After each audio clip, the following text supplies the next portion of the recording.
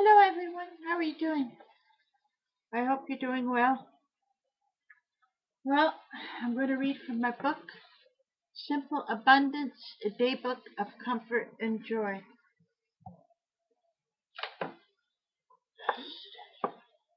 July 11th. Cooking as Art, Creative Discoveries in the Kitchen. The discovery of a new dish does more for the happiness of the human race than the discovery of a star. Jean-Antoine Berrelat-Savarin. Few of us have enjoyed the thrill of mounting a one-woman show of our art, but all of us can put on an apron.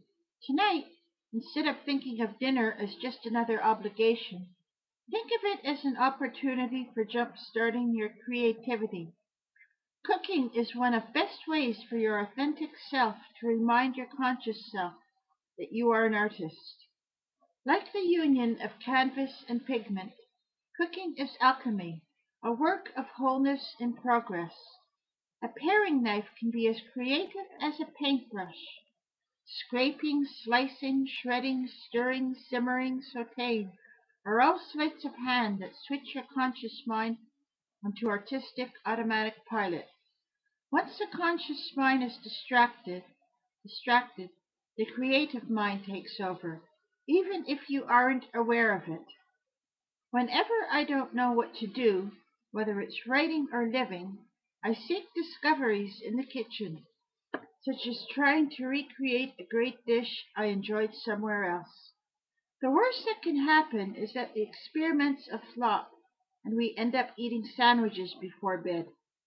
The best is that my pleasant brainstorming and the supper that results provide a new taste sensation, reminding me that nothing need be taken for granted, especially moments of doubt, frustration, and hunger. If your regrets linger, if you cannot find inspiration in solitude, then you still have much to learn from the writers and the poets and the cooks on becoming the artist of your own life, Jacqueline Duval reflects in her tantalizing novel, Reckless Appetite, a culinary romance. You can never recreate the past, but you can shape your own future, and you can make a cake. This week, try making a cake from scratch as a meditation. Think of the most luscious cake you can imagine, the cake of your dreams, the cake you've always wanted to eat but never had the time to make, the cake that has always seemed too daunting. Take time, make your cake. Declare the kitchen off limits. The writer is at work.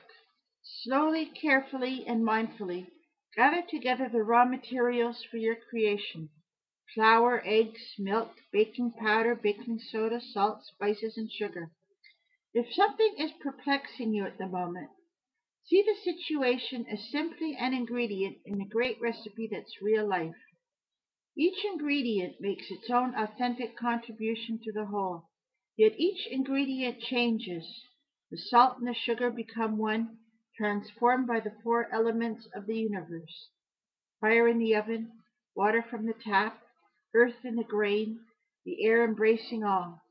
Do not discount the fire that burns in your soul, the water of your sweat and tears, the earthiness of perseverance, and every breath you take as you struggle to master the art and unravel the mystery of an authentic life. And when your cake emerges from the oven, fragrant and full of flavor, consider for a moment the difference between creating a cake or a life from scratch and one that's thrown together with a ready-made mix. Convenience food, foods may save us time in the kitchen, but the cook always knows, just as the artist does, what is a genuine article and what merely passes for real. How to cook a wolf. There's a whining at the threshold. There's a scratching at the floor. To work, to work. In heaven's name, the wolf is at the door. Charlotte Perkins Gilman. Who's afraid of the big bad wolf? We all are. Because sooner or later he's whining and scratching at everybody's door. Having money in the bank isn't necessarily insurance against huffing and puffing. Recently, more than 100 of America's wealthiest men and women who invested in the prestigious but now insolvent insurance company, Lloyd's of London, lost all their personal assets when their promissory notes to pay off Lloyd's debts were called in on a moment's notice. As one former millionaire put it, the only thing he could call his own after the facts arrived was the shirt on his back and his gold cufflinks. And while the American investors are now seeking relief in the courts, don't think for a minute that some of the richest families in this country, who never gave the lack of money much thought before, can't feel hot breath raising the hair on the back of their necks. For the rest of us, the wolf's arrival is less dramatic, but just as traumatic. Our wolf tales never even get mentioned in the newspapers.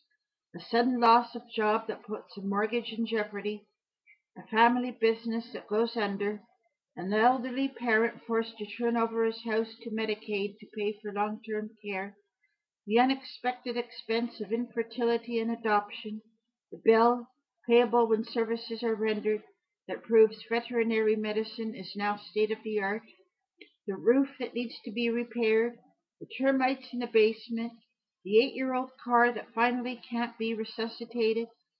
When the wolf arrives, our texture of belief has great holes in it, M.F.K. Fisher recalls. Our pattern lacks pieces. Mary Frances Kennedy Fisher, who is probably this country's greatest food writer, knew all about lean times. In fact, one of her early books was How to Cook a Wolf, which she published in 1942 during the worst of the wartime food shortages. She wrote from personal experience. During much of her life, M.F.K. Fisher had to keep the wolves at bay. Although she was well known, writing for the New Yorker as well as many other publications over many years, she was never really well paid and continually had to scratch out a freelancer's hand-to-mouth lifestyle to help support herself, 2 daughters, and at various times 3 husbands. I say lifestyle rather than existence because M.F.K. Fisher knew how to live well despite her bank account. She never reduced herself to mere existing, whatever her circumstances. Poverty is always experienced in the soul before it is felt in the pocketbook. It seems incredible to think of M.F.K. Fisher as lacking for money, because she never lacked a simply abundant life. Perhaps she enjoyed the good life because she received it with a grateful heart. She traveled, lived in France and Italy, wrote many magnificent books, knew passionate love, enjoyed a wide circle of friends and admirers, and always savored the everyday epiphanies of eating and drinking well. M.F.K. Fisher's authentic self found outward expression in exuberance. For those of us who would like to follow in her footsteps, she recommends weeding out desires, leaving only the holy hungers, so that you can live most agreeably in a world full of an increasing number of disagreeable surprises. How did she do it? By not running scared when the wolf arrived, by not giving in to her fears that he would blow her house down. She knew that the twists and turns of fate are usually just hot air. Instead, she learned to outsmart, catch, and cook the wolf by concentrating on the good at hand, a good glass of wine, a good tomato, a good loaf of bread, a beautiful sunset, a lively conversation, a loving relationship. She knew that the good life does not depend on extravagant indulgences. The good life does not deprive, it exalts. You can still live with grace and wisdom, she encourages us, if you rely on your own innate sense of what you must do with the resources you have to keep the wolf from sniffing too hungrily through the keyhole. Stocking the larder.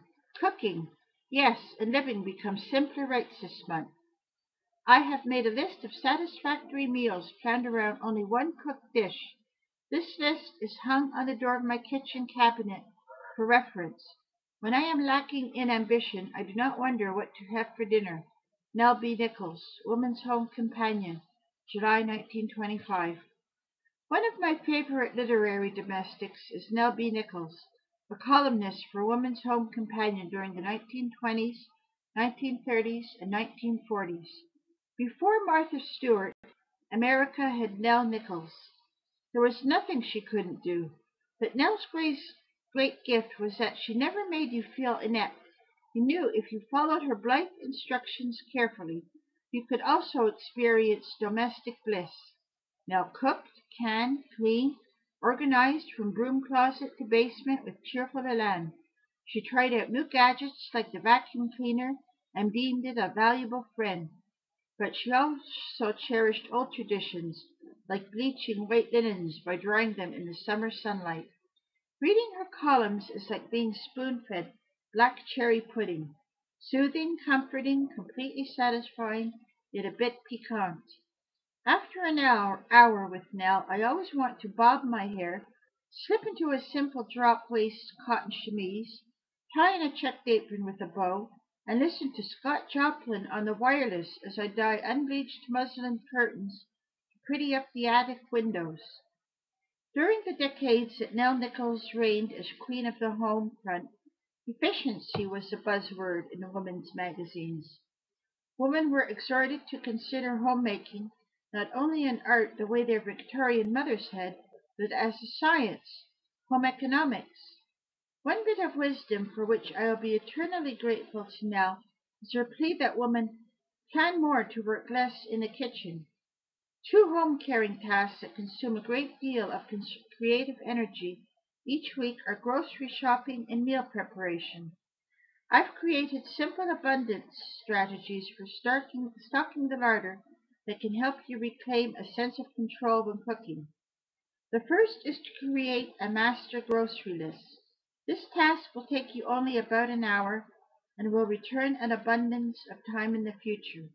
Divide your grocery list into different categories, such as fresh produce, dairy, meat, fish, staples, paper, and personal care products. These will serve as automatic reminders. I have my master list on my computer, and every Friday I print it out and check off what I need. If you prepare yours on a typewriter, get a year's supply of photocopies. Keep a copy of the master list on the refrigerator and instruct family members to add items to the list as they use them up. We try to grocery shop only once a week, dividing up the task. My husband shops at a food warehouse. I pick up fresh produce at the farmer's market in the summer and early fall, and at an organic grocery the rest of the year. I don't know if it's true for you too, but it seems that every time I go to the supermarket, even if it's just for a gallon of milk and a loaf of bread, $35 disappears. Keep your grocery bills down by making a minimum of visits. You'll save time too. Before I can make out an efficient grocery list, I need to devise menus, including school or summer camp lunches, so I'll know what we'll be eating that week and what I'll be cooking. For writing out your meals, including side dishes, you'll avoid forgetting any unnecessary ingredient at the market. I have approximately 15 different meals that we enjoy seasonally, and I rotate them. This gives me an opportunity to control not just grocery costs, but what we're eating. A simple abundance strategy is to sit down and write out your family's favorite meals. Be sure to include side dishes, vegetables, and desserts. Then create a master menu file. Again, I've stored mine on my computer, but you might like to write out your repertoire of menus on index cards. A core of at least a dozen meals enables you to create a sense of variety at dinner time. Nothing is drearier than eating the same thing over and over again, but it's so easy to get into a rut. Many of us simply don't have time during the week to experiment in the kitchen. To keep your beloved customers coming back to your restaurant, try to include 2 new recipes a month. Save them for weekends when you have more time and can enjoy the simple pleasure of cooking something new and different.